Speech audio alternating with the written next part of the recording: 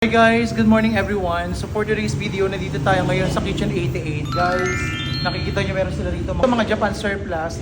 So eto guys, nakita ninyo ayan, mga ceramics. Ayan, kukunin na natin yan ngayon guys.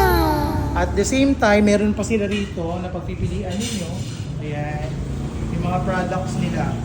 Yan, talagang pamigay lang, paubos lang talaga guys. Napakamura lang din ang presyo. Ayan, kaya...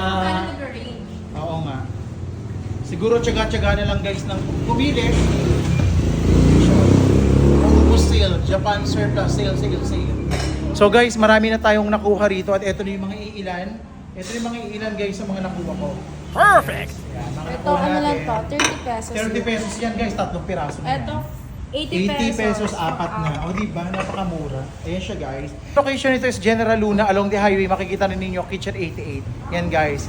Kung may time kayo, pasyal kayo rito at i-check ninyo, baka may makita kayo rito. At may food din sila guys.